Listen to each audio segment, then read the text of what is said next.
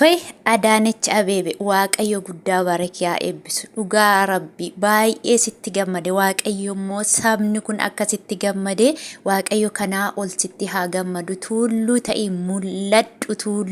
mul'adhu dhugaa waaqaati ila baay'ee tokko akka har'a gammadeen beeku jiru dhugaa waaqaati haadha kanaaf ni mala haadha dubartiin haadha dhiiraati intala dhiiraati obboleettii dhiiraati haadha gootaati jechuudha dubartiin dhugaadha dubartii kanaaf haadha mucayyoo kanaaf manni kun ni mala haa adaanech abebe hojii boonsaa durattumaa yoo hojii boonsaa hojjetti hojii nama gammachiisu hojii boonsaa hojjettu keessaa immoo akkasitti haati ilmaanii imimmaan ishii angalaastee ilma takkaffaa ilmaan ishee dhabdee lammaffaa ilmoon ishee haala suukkaneessaadhaan haala du'aatoon taane haala suukkaneessaan eega duuteet immoo deebitee ofiishiitillee jiraachuudhaafillee doorsisamaa kan turte haati kun lubbuu kiyya filleenan sodaadha jiraachuufillee sodaachaan jira anumaanillee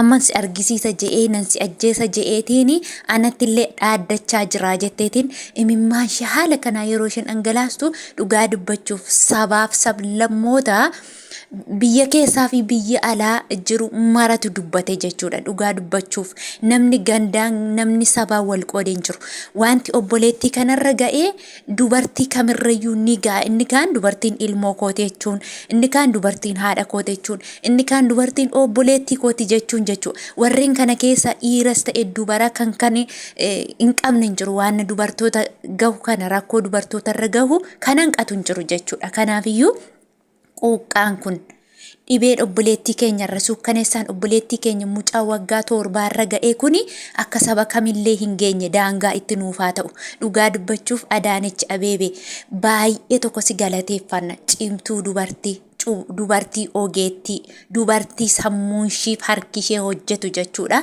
akkasi dubartii jechuun dubartii dhiiraa olitti hojjette dhiiraa olitti nama boonsitu jechuudha itti boonu dubartii biyya ofii keessa itti boonan adaanech abebeeti waa baay'ee keessatti kana qofa miti adaanech abebe jechuun dhugaa dubbachuuf akka nuti miilla keenyaan dhaabbannu nu taasistee jirti miilla lamaan dubartoonni keenya jechuudha dubartootaaf kabajaa hedduu qabdi jechuudha akkasumas immoo nagaan daganne nagaa fi araarri jaalalli waaqayyoo isiniif haa baay'atu obboloota koo hordoftoota koo kan taatanii nagaan isiniif haa ta'u miirra gammachuu keessa waanan galeef dura gammachuu kiyya ibsachuutti lixe jechuudha egaa akkuma beekamu torbee darbee mucaan haala suukkaneessaa gudeeddaa hamaatiin gudeedamtee mucaa waggaa 7 naannoo Amaaraa keessatti lubbuun ishii darbee haati kun immoo deebitee baay'ee haga kana sodaachaa kan turte anaan illee na ajjeesuuf jettee himachaa kan turte jechuudha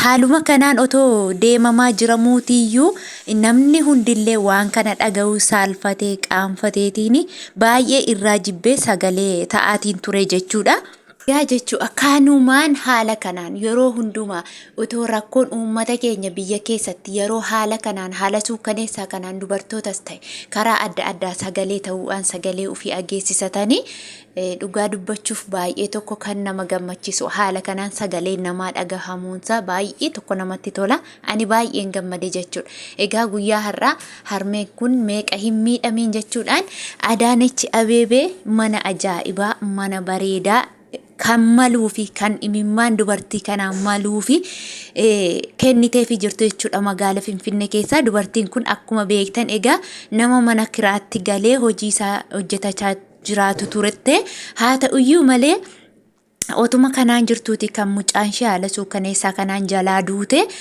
miidhamte jechuudha kanaafiyyuu guyyaa har'aa adaanech abebe mana kana fakkaatu haadha keenya kanaaf kennitee jirti yeroo akkasitti haala kanaatiin dubartoonni akkasitti jajjabeeffaman ani dhugaa dubbachuuf baay'ee tokko natti tole baay'ee na gammachiise jecha ittiin ishee galateeffadhu dhabe jechuudha dhugaa dubbachuuf maaliif yoo jettani kun abshirii sii jira jette imimmaa isheerraa haqaa jirti mee ilaalaa mee dhugaa yeroo ilaalan suuraa mallee mee ilaalaa yeroo namni imimmaan ofii namarraa haqu ilaalame dhugaadha jechuun ilmoon ishii deebitee galtii fi otoon taane dubartiin kun tokkoffaa karaa ikoonoomii miidhamaa, lammaffaa immoo karaa gaddaa miidhamaa, sadaffaa yaanni ishii yoomillee tasgabbaa'ee jiraachuu hin danda'u.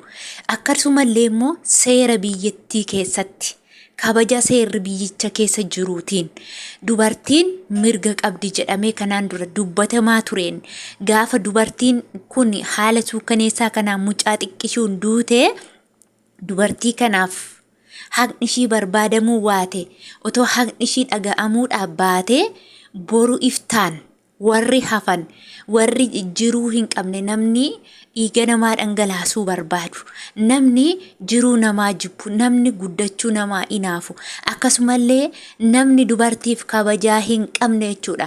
Iddoo barbaadetti, guyyaa barbaadetti, saayitii barbaadetti haala suukkaneessaa haala kana dubartii irratti raawwate aqee mana hidhaa taa'ee daabboo nyaadheen jiraadha jedheetiin inni yaadu obboleettii kanarratti haa dhaabbatu. Nu ga'a kana booddee jechuudha. Ga'a gadi quurcarsaan dubartootaa jechuudha. Hamilee cabsuun dubartootaa jechuudha. Dubartiin yoomiyyuu taanaan boquun ishee akka gadi hin cabne jechuudha. Dubartiin waa hedduu keenya, waa hunda keenya jechuudha. Kanaafiyyuu dubartii kabajaa guddaatu laatama. Kanaaf adaanech abebe kabajaa guddaa dubartiif kabajni laatamu laattee jirti. Dhugaadha. Lubbuu mucaa isheetiiti waaqayyo jannata ishee fi haadhaansisu.